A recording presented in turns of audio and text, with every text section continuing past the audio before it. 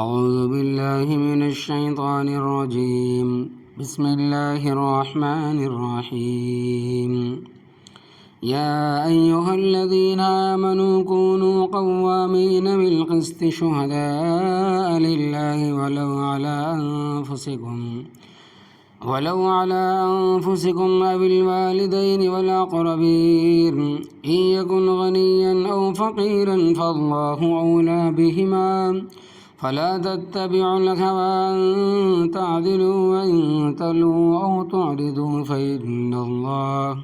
فإن الله كان بما تعملون خبيرا يا أيها الذين آمنوا بالله ورسوله والكتاب الذي نزل على رسوله والكتاب الذي أنزل من قبل ومن يكفر بالله وملائكته وكتبه ورسله واليوم الآخر فقد ضل ضلالا بعيدا إن الذين آمنوا ثم كفروا ثم آمنوا ثم كفروا ثم ازدادوا كفرا لم يكن الله ليغفر لهم ولا ليهديهم سبيلا صدق اللہ العظیم۔ سورۃ النساء پارے 5 آیت نمبر 134 تا 137۔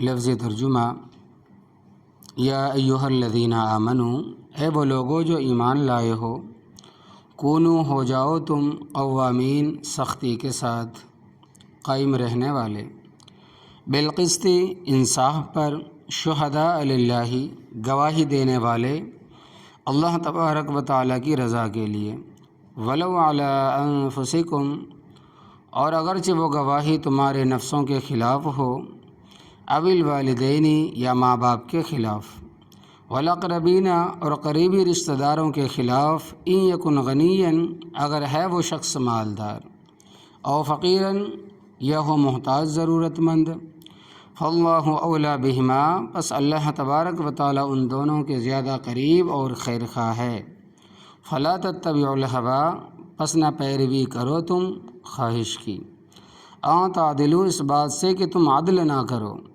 وَإِن تَلْوُوا، اور اگر تم زبان کو دباؤ گے، او تعرضوا یا اعراض کرو گے، فإن اللہ، بے شک اللہ تبارک و تعالی، کانا ہے، بما تعملون خبیراً، جو کچھ تم کرتے ہو اس سے خبردار۔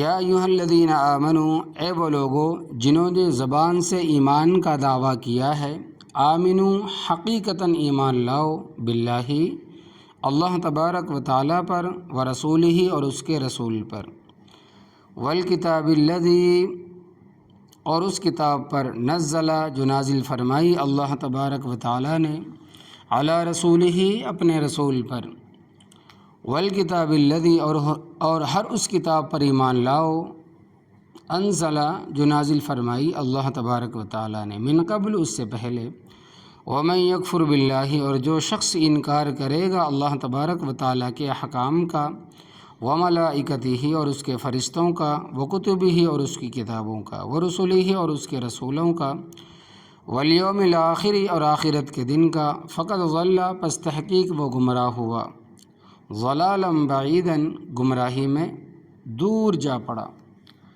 ان الذین آمنوا، بے شک وہ لوگ جو ایمان لائے، ثم کفروا پھر کفر اختیار کیا، ثم آمنوا پھر ایمان لائے، ثم کفروا پھر کفر اختیار کیا، ثم ازدادوا کفرا پھر وہ بڑھتے گئے کفر میں، لم یکن اللہ نہیں اللہ تبارک و تعالی، لیغفر لہم کہ ان کو بخشے، ولا لیہدیہم سبیلا اور نہ ان کی رہنمائی کرے راستے کی۔ محترم حضرات، سامعین اعزام، اس سے پہلے نکاح، طلاق اور وراثت جیسے اہم مسائل کا ذکر تھا، اور ان مسائل میں گواہی کی ضرورت پیش آتی ہے، اس لیے اب اللہ تبارک و تعالیٰ گواہی کے متعلق ضابطہ بیان فرماتے ہیں۔ یا ایھا الذین آمنوا، اے وہ لوگو جو ایمان لائے ہو، کونوا قوامین بالقسط، ہو جاؤ تم سختی کے ساتھ قائم رہنے والے، انصاف کے ساتھ، شہداء للہ، گواہی دینے والے اللہ تبارک و تعالیٰ کی رضا کے لیے۔ گواہی دیتے ہوئے یہ بات ذہن میں رکھو کہ گواہی دینے کا حکم اللہ تبارک و تعالیٰ کا ہے، تو میں نے اللہ تبارک و تعالیٰ کے حکم کے مطابق گواہی دینی ہے اور گواہی پر قائم بھی رہنا ہے، پھسلنا نہیں ہے، اور انصاف کے ساتھ گواہی دینی ہے۔ گواہی بنیادی چیز ہے، مگر فی زمانہ تو یہ حال ہے کہ دوسرے فریق کو معلوم ہو جائے کہ اس کے خلاف دینی ہے تو وہ گواہ کا کام تمام کر دیتے ہیں۔ خدا پناہ بہت مشکل دور ہے۔ بہرحال مسئلہ یہ ہے کہ جس آدمی کی گواہی پر معاملہ موقوف ہے اس پر واجب ہے گواہی دینا۔ اگر وہ گواہی نہیں دے گا تو گنہگار ہوگا۔ مثلاً جب معاملہ ہوا اس وقت معاملہ کرنے والوں کے علاوہ صرف 2 آدمی موجود تھے اور ان میں سے اختلاف ہو گیا اور یہ گواہی نہیں دیتے تو کوئی ایک آدمی کا حق مرتا ہے اور گواہی دینے سے اس کو حق ملتا ہے۔ اگر یہ گواہی نہیں دیں گے تو گنہگار ہوں گے، اور اگر موقع پر کافی لوگ موجود ہوں تو پھر ہر آدمی پر گواہی دینا واجب نہیں، نفس گواہی پر اجرت لینا جائز نہیں، البتہ گواہ آنے جانے کا کرایہ لے سکتا ہے، اور اگر گواہ غریب آدمی ہے، داڑھی والا ہے، یا کسی محکمے میں کچا ملازم ہے کہ چھٹی کرو، چھٹی کرے گا تو دہاڑی کاٹی جاتی ہے، تو اس کو دہاڑی لینا بھی جائز ہے، مگر اتنی جتنی دہاڑی وہ لیتا ہے۔ اور اگر مالدار ہے یا کسی محکمے یا ادارے میں پکا ملازم ہے کہ چھٹی کرنے پر دہاڑی نہیں کاٹی جاتی تو اس کو دہاڑی لینا جائز نہیں، اور گواہ کی خوراک اور سفر ضروریات بھی لے جانے والے کے ذمے ہوں گی، تو گواہی پر انصاف کے ساتھ قائم رہو، وَلَوْ عَلَىٰ أَنفُسِكُمْ، اور اگرچہ وہ گواہی ہی تمہارے نفسوں کے خلاف ہو۔ اپنے نفس کے خلاف گواہی کا مطلب ہے کہ اپنی غلطی کو تسلیم کر لے کہ میرے سے یہ غلطی ہوئی ہے۔ میرے خیال کے مطابق اس زمانے میں تو کوئی شاذ و نادر ہی ہے جو اپنی غلطی کو تسلیم کرے اور دوسرے کا حق مان لے۔ وخیر القرون کا زمانہ تھا جو اپنی غلطی کو تسلیم کرتے تھے۔ حدیث پاک میں آتا ہے کہ ایک آدمی نے چوری کی، لوگوں نے اس وقت پکڑا، نبی کریم صلی اللہ علیہ وسلم کی خدمت میں پیش کر دیا۔ نبی کریم صلی اللہ علیہ وسلم نے فرمایا کہ میرے خیال میں تو اس نے چوری نہیں کی، کیونکہ وضاقتہ شکل و صورت کے اعتبار سے بڑا نیک آدمی معلوم ہوتا تھا، چور نہیں لگتا۔ لیکن اس آدمی نے کہا کہ حضرت میں نے چوری کی ہے۔ آج کا زمانہ ہوتا تو وہ اس کو غنیمت سمجھتا کہ خود جج میری تائید کر رہا ہے۔ آپ صلی اللہ علیہ وسلم نے تحقیق فرمائی کہ یہ پاگل تو نہیں، کیونکہ پاگل بھی کسی وقت دانائی کی بات کر جاتے، اگرچہ ان کا پاگل پن چھپا نہیں رہتا۔ کوئی کام یہ بات ایسی ضرور کرے گا جس سے معلوم ہو جائے گا کہ یہ پاگل ہے۔ استاد محترم مولانا غلام محمد لدھیانوی رحمۃ اللہ علیہ فرماتے ہیں کہ جہاں نیا منڈی مسجد کے خطیب اور مدرس تھے، وہ اس زمانے میں لوگ تقریباً ان کے پاس پڑھتے تھے، یہ تقریباً اب سے ہمارے استاد فرماتے ہیں کہ 1930 کے قریب کا واقعہ ہے۔ ان کے برادری کا ایک آدمی پاگل ہو گیا، جس کو انہوں نے پاگل خانے میں داخل کرایا۔ دلی کے پاگل خانے میں ہو یا اس زمانے میں یہ ملک ایک ہی تھا تو لاہور کے پاگل خانے میں داخل کرایا۔ اس وقت ہندوستان میں صرف 2 پاگل خانے تھے، ایک بریلی میں اور ایک اشرا لاہور میں۔ کچھ دنوں کے بعد اس کی خبر لینے کے لیے گئے اور کچھ تحفے تحائف بھی اس کے لیے ہم لے کے گئے۔ وہ جب اپنے آدمی کے پاس پہنچے، ملے، بیٹھے تو ایک اور آدمی ان کے پاس آ کر بیٹھ گیا اور علمی گفتگو شروع کر دی، کبھی منطق کی، کبھی فلسفے کی، کبھی ریاضی کی، کبھی تفسیر کی، کبھی حدیث کی باتیں کرتا۔ مولانا بھی رو پڑے کہ فاضل آدمی تھے، ہر فن میں ماہر تھے۔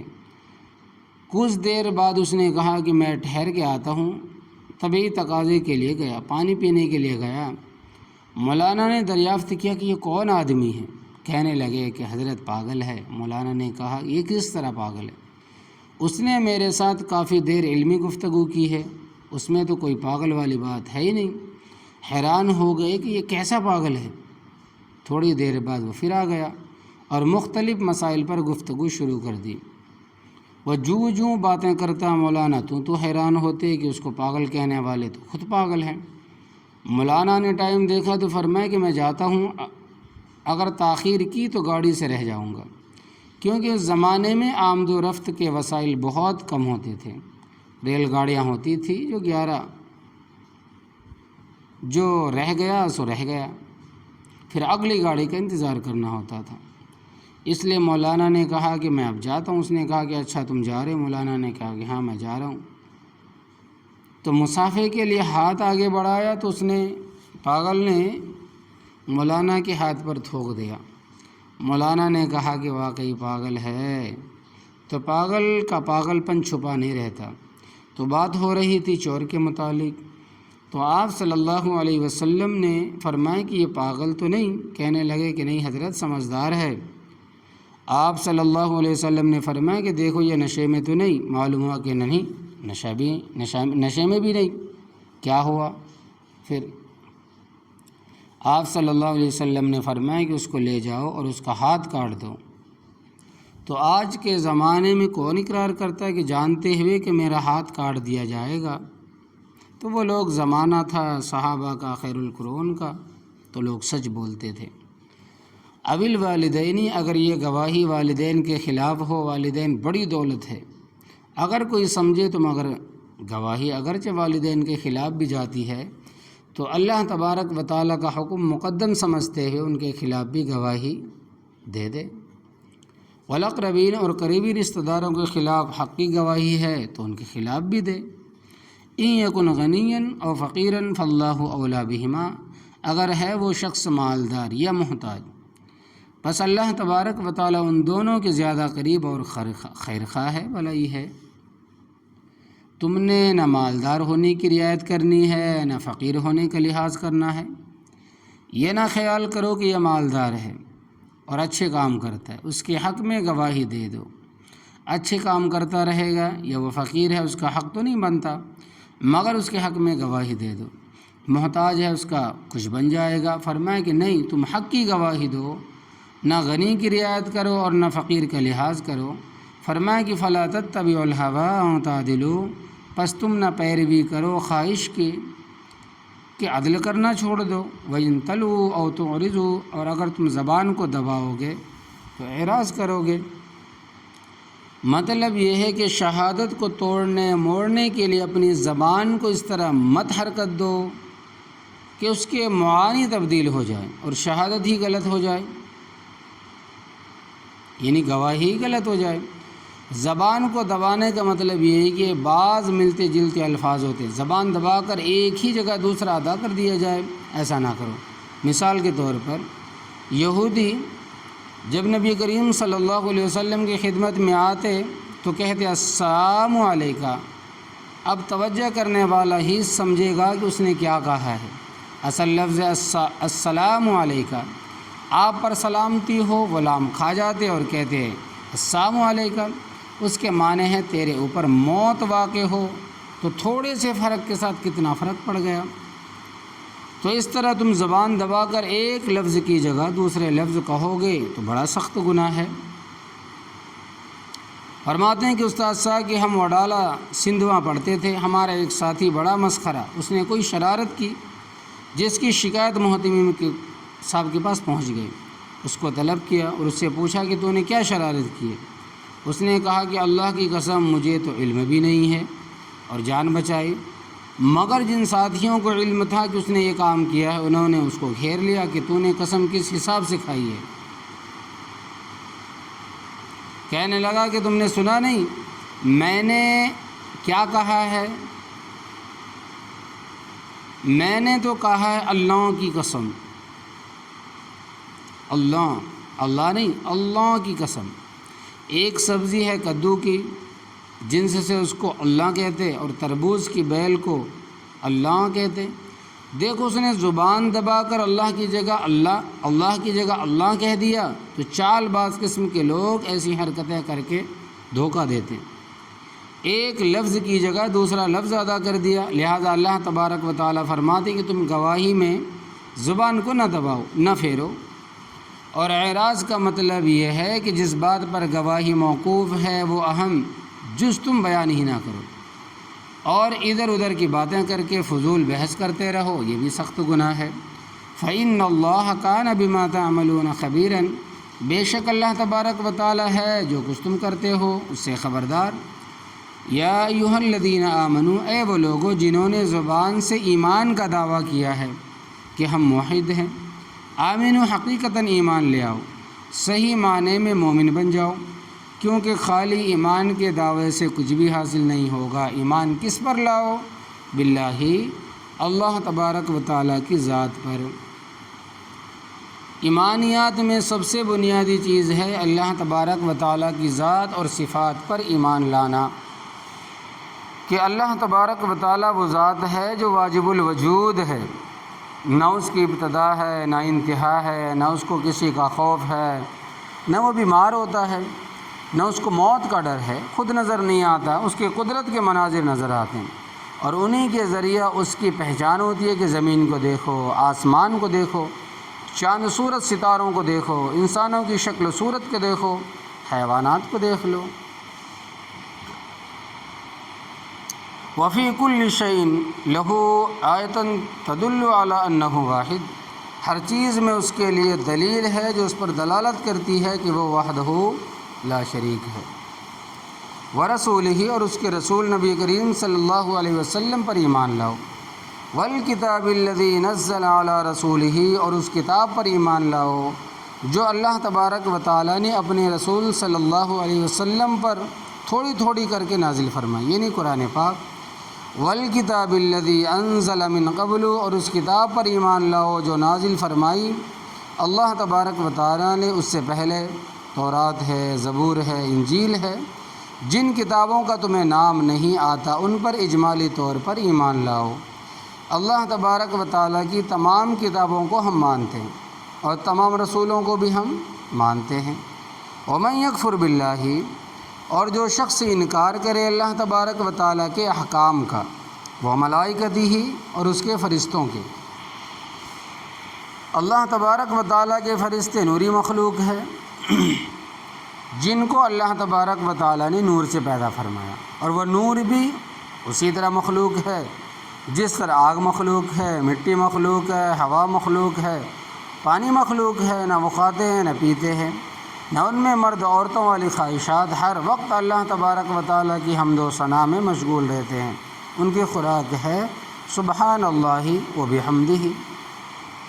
آگے فرماتے ہیں کہ وہ کتبی ہی، اور اللہ تبارک و تعالیٰ کی جتنی کتابیں ان کا انکار کرے گا، ورسولہ ہی، اور اللہ تبارک و تعالیٰ کے رسولوں کا انکار کرے گا، بے شمار پیغمبر تشریف لائے، ہمیں قطعی اور یقینی طور پر ان کی تعداد معلوم نہیں ہے۔ قرآن پاک میں صرف 20-25 پیغمبروں کے ناموں کا ذکر ہے، لہذا اجمالی طور پر اتنا کہنا کافی ہے کہ اللہ تبارک و تعالیٰ کے تمام پیغمبروں پر میرا ایمان ہے۔ والیوم الآخر، اور آخرت کے دن کا انکار کیا، فقد ضل ضلالا بعیدا، پس وہ گمراہ ہوا، گمراہی میں دور جا پڑا۔ ان الذین آمنوا، بے شک وہ لوگ جو ایمان لائے اپنے وقت میں موسیٰ علیہ السلام پر، ثم کفروا، پھر انہوں نے بچھڑے کی پوجا کر کے کفر اختیار کیا، ثم آمنوا، پھر بعد کے دور میں ایمان لائے، ثم کفروا، پھر حضرت عیسیٰ علیہ السلام کو تسلیم نہ کر کے کفر کیا، بلکہ وقولہم علی مریم بہتانا عظیما، پارے 6 سورۃ النساء۔ البتہ تحقیق انہوں نے حضرت عیسیٰ علیہ السلام کی والدہ پر بہت بڑا بہتان باندھا کہ ہم اس کو نبی کیا مانیں، حلال زادہ ماننے کے لیے تیار نہیں ہے، نعوذ باللہ من ذالک۔ انسان میں ضد آ جائے تو وہ حق کو تسلیم نہیں کرتے، انسان میں ضد آ جائے تو وہ حق کو تسلیم کرنے کے لیے آمادہ نہیں ہوتا، ورنہ حضرت عیسیٰ علیہ السلام ایک دن کے تھے، حضرت مریم علیہ السلام ان کو اٹھائے لا رہی تھی، لوگوں نے دیکھا تو کہا یا اخت ہارون ما کان ابوک امرأ سوء وما کانت امک بغیہ، اے ہارون کی بہن یہ بچہ اٹھائی پھرتی ہے، نہ تیرا باپ برا آدمی تھا نہ تیری ماں بدکار تھی، یہ بچہ کہاں سے اٹھا کے لائی ہو؟ فاشارت الیہ، تو حضرت مریم علیہ السلام نے اس لڑکے کی طرف اشارہ کیا کہ اس سے پوچھو بھی کون ہے، کہاں سے آیا ہے۔ قالوا کیف نکلم من کان فی المہد صبیا، کہنے لگی ہم اس سے کس طرح بات کریں، یہ لوگ کہنے لگے کہ ہم اس سے کس طرح بات کریں، وہ گود میں ہے، بچہ ہے، تو اپنا گناہ چھپانے کے لیے اس کو آگے کرتی ہے، تو خود بتا۔